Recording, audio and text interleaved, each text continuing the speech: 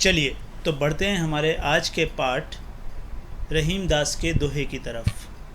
रहीम दास के नाम से प्रसिद्ध अब्दुल रहीम खान खाना। इनका जीवन काल है 1556 ईस्वी से 1626 ईस्वी।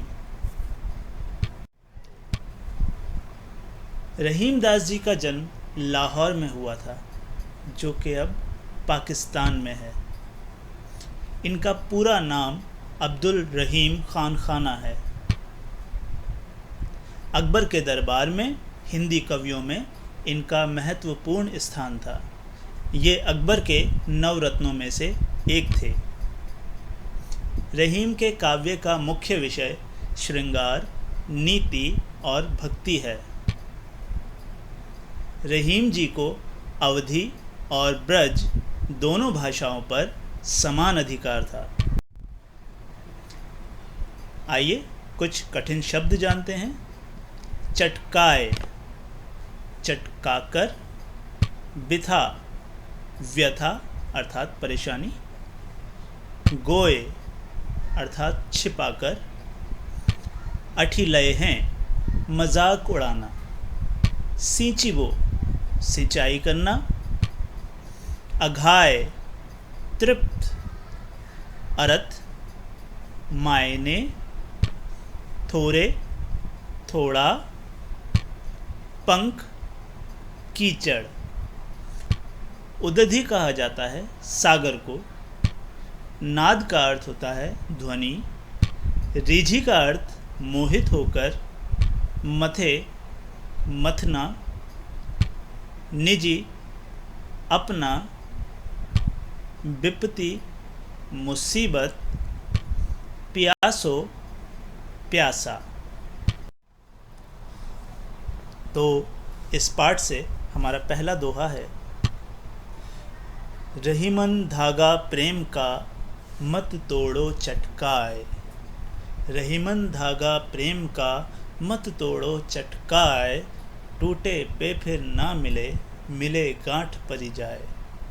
इस दोहे का अर्थ है, रहीम के अनुसार प्रेम रूपी धागा अगर एक बार टूट जाता है तो दोबारा नहीं जुड़ सकता। अगर इसे ज़बरदस्ती जोड़ भी दिया जाए तो पहले की तरह सामान्य नहीं रह जाता, इसमें गांठ पड़ जाती है। रहीमन निजमन की व्यथा, मन ही राखो गोए। रहीमन निजमन की बिथा, मन ही राखो गोए। सुनी अठिलय हैं लोग सब, बाटी न लय है कोई। अर्थ है, रहीम कहते हैं कि अपने दुख को मन के भीतर ही रखना चाहिए, क्योंकि उस दुख को कोई बांटता नहीं, बल्कि लोग उसका मजाक ही उड़ाते हैं।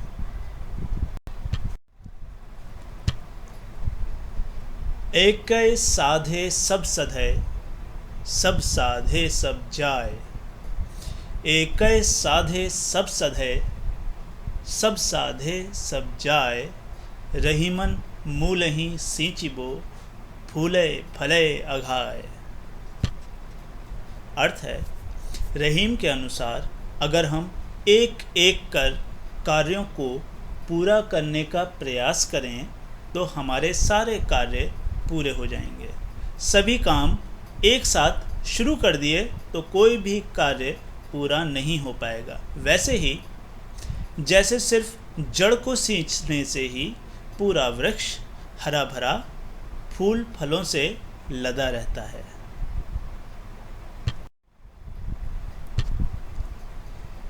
चित्रकूट में रमी रहे, रहीमन अवध नरेश। चित्रकूट में रमी रहे, रहीमन अवध नरेश। जा पर विपदा पड़त है, सो आवत ये देश। अर्थ है, रहीम कहते हैं कि चित्रकूट में अयोध्या के राजा राम आकर रहे थे जब उन्हें 14 वर्षों का वनवास प्राप्त हुआ था। इस स्थान की याद दुख में ही आती है। जिस पर भी विपत्ति आती है वह शांति पाने के लिए इसी प्रदेश में खिंचा चला आता है। दीर्घ दोहा अर्थ के आखर थोरे अहीं। दीर्घ दोहा अर्थ के आखर थोरे अहीं। ज्यों रहीम नट कुंडली सिमिट कूदी चढ़ी जाही।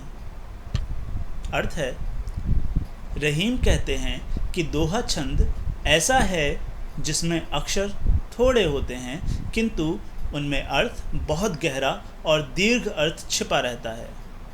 जिस प्रकार कोई कुशल बाजीगर अपने शरीर को सिकोड़कर तंग मुंह वाली कुंडली के बीच में से कुशलतापूर्वक निकल जाता है, उसी प्रकार कुशल दोहाकार दोहे के सीमित शब्दों में बहुत बड़ी और गहरी बातें कह देता है।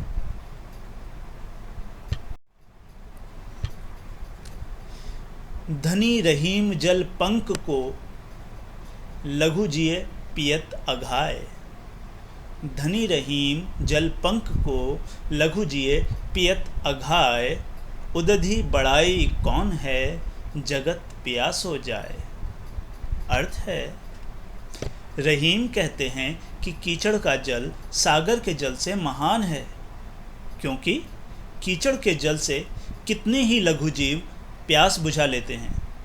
सागर का जल अधिक होने पर भी पीने योग्य नहीं है।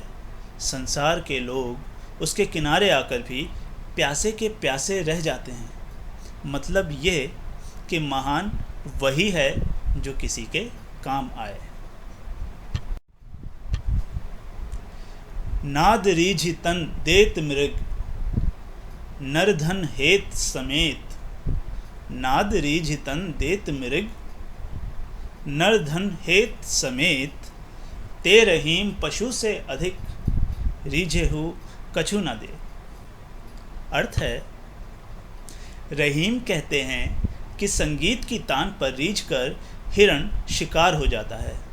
उसी तरह मनुष्य भी प्रेम के वशीभूत होकर अपना तन, मन और धन न्योछावर कर देता है। लेकिन वो लोग पशु से भी बदतर हैं, जो किसी से खुशी तो पाते हैं, प्रसन्न तो होते हैं, परंतु उसे देते कुछ भी नहीं। बिगड़ी बात बने नहीं लाख करो किन कोय। बिगड़ी बात बने नहीं लाख करो किन कोय। रहीमन फाटे दूध को मथे न माखन होए। अर्थ है, रहीम कहते हैं कि मनुष्य को सोच समझकर व्यवहार करना चाहिए, क्योंकि किसी कारणवश यदि बात बिगड़ जाती है तो फिर उसे बनाना कठिन होता है। जैसे यदि एक बार दूध फट गया तो लाख कोशिश करने पर भी उसे मथ कर मक्खन नहीं निकाला जा सकेगा। रहीमन देखी बड़ेन को लघु न दीजिए डारी। रहीमन देखी बड़ेन को लघु न दीजिए डारी।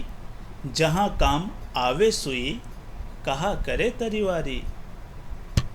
अर्थ है, रहीम के अनुसार हमें बड़ी वस्तु को देखकर छोटी वस्तु का अनादर नहीं करना चाहिए, उपहास नहीं उड़ाना चाहिए। उनका भी अपना महत्व होता है। जहाँ सुई काम आती है वहाँ तलवार कुछ नहीं कर सकती।